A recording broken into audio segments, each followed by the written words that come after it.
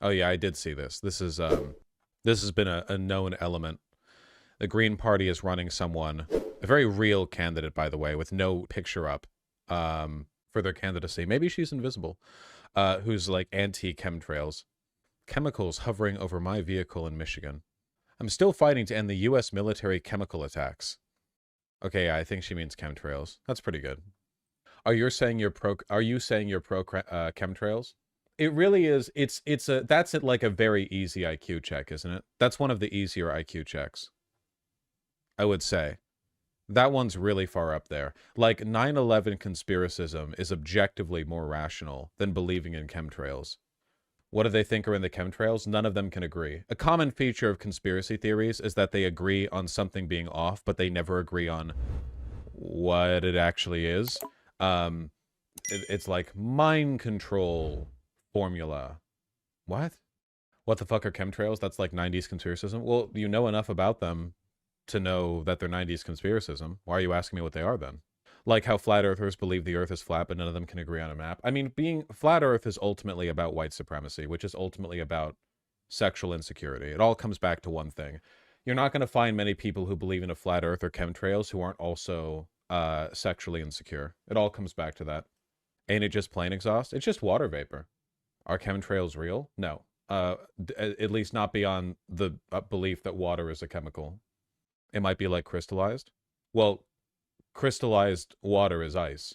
I guess there could be ice in there. How is flat earth tied to white supremacy? Great question.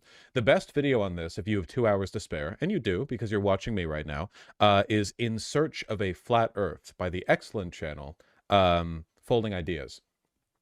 The gist of it essentially is that that you barely hear about flat earth these days because they all became QAnoners.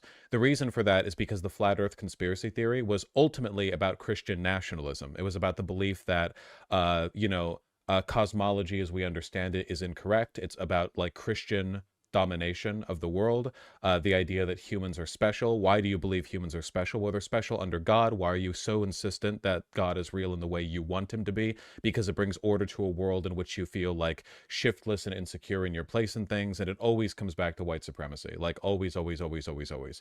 Or at the very least, it's concurrent. But ultimately, yeah, it's about fearful people. Conspiracy theorists tend to be very fearful people. That's not just conjecture. There have been studies. The brains, they have more active fear regions. Everything is a sign of something. Nobody believes something crazy for no reason. That doesn't happen. No one has a crank belief that is completely isolated and has no attachments at all to like other political beliefs, emotional beliefs, insecurities, whatever. I do? Yeah, people think they do. No one actually does. There's no such thing as a floating idea in your head. Everything connects to everything, you know? It's all just a bunch of webbing up here. Every idea that you have is linked to something else. It all influences something else. There's no easy cut through. Yes, rotate the idea in your mind. You can't. It's connected via tethers. What about folding ideas? Well, I suppose as long as you folded it in a way that didn't pull it from the attachment points to other ideas. You can make it happen. My mind has severed the tethers. You are unburdened, truly. So it's all inception. Watch the damn video. I can never explain an idea better than Dan Olson can in a scripted and, neatly compacted video. Limit a live streaming. Folding ideas is Dan Olson. Didn't I say that? Did I say a different Dan? You just said Dan Olson. Yeah, that's what I'm referring to.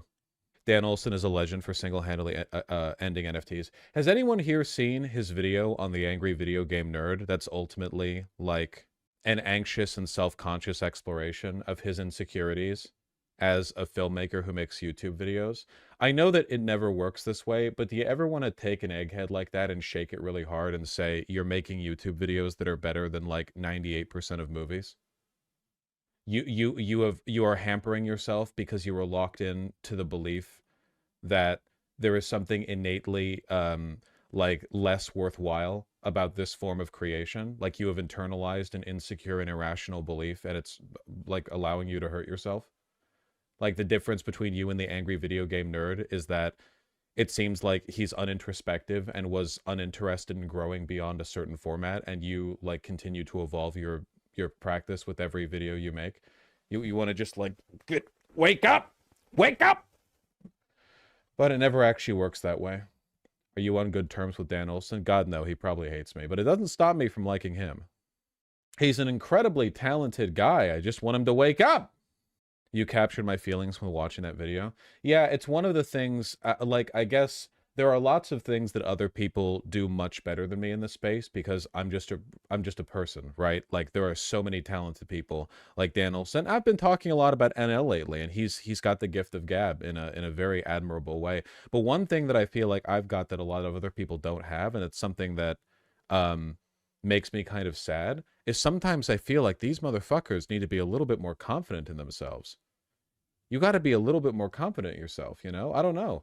I feel like I have a pretty good outlet for creative expression here, and I'm very lucky to have this job. I'm very lucky. I will never, ever, ever suggest otherwise, except as a joke. And I do joke, but I am very lucky to have this. And I don't know. I feel like, and I'm projecting here, but I feel like if I had the mind of Dan Olson, and it's a big mind, and I just made another video, I would just, like, fold my arms, sit on the couch, and jerk myself off with my mind, with, like, my mental powers from my huge IQ. And I would just feel great. I'd just be like, yep, that's right. I made that. That was all my brain. I'm pretty smart, you know. And then I would just, like, exist in that state until I got bored and decided to make another video. Well, frankly, I want him to do that because he deserves it. But, yeah, you know, you get me, don't you? I mean, yeah, that description was insane, but sure. He makes really good video. Dude, after the NFT video, I feel like I would commission a fucking golden crown to wear every morning in the shower. You get, if I made a video like that, are you fucking kidding me? Like, okay, yeah, just call me that guy. I'm him. They forgot that I was him. Oh wait, they didn't. I just respect the guy a lot. I don't know. I want people who I respect to be very confident in what they do, but I know they can't be because the reason people often get good at what they do is because of ruthless self-criticism. Like that is a feature of talent, the inability to be satisfied with what you do. You get better and better and better and better, and then one day you die. And you were never satisfied with what you do, and then everyone else is like, holy shit, that guy was goated the whole fucking time, you know? Everyone on the outside is like, oh my god, that guy was him the whole time, but he never knew it. And I just want people to be happy is all I'm saying. Like Van Gogh. I mean, like a lot of artists. God damn it, is that how it ends? Death? Yeah, for everyone, you know, but that's okay. Exactly, Annie, and it's so true. It's so true. It's one of the reasons I'm happy I'm a live streamer, because I don't even have the ability to relentlessly edit everything that I do. I just say it and it's out there, you know? It frees me of a lot of, like, needless, fastidious nitpicking that I might otherwise be locked into, you know? Also, his video on The Wall, Pink Floyd's The Wall. Whew! Bro, poor Doug Walker, Lamau. Listen, he got some time in Smiling Friends, okay? He's doing fine.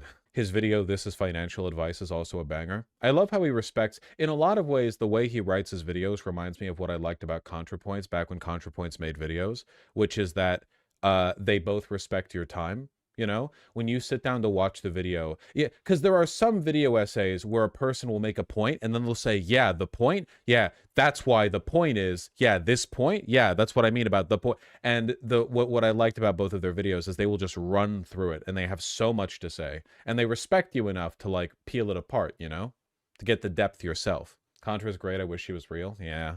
Did this change with Contra? Well, she doesn't make videos anymore. Well, she does. I'm being facetious, but, you know, she doesn't make videos very often. She makes content on Patreon, but I don't watch it. I feel like me subscribing to her Patreon would be interpreted as a threat or like an implicit suggestion that I was going to start watching it on stream to make fun of it. An insane belief some people have about me, but, you know, the videos she does make are bangers, though. Oh, yeah, for sure.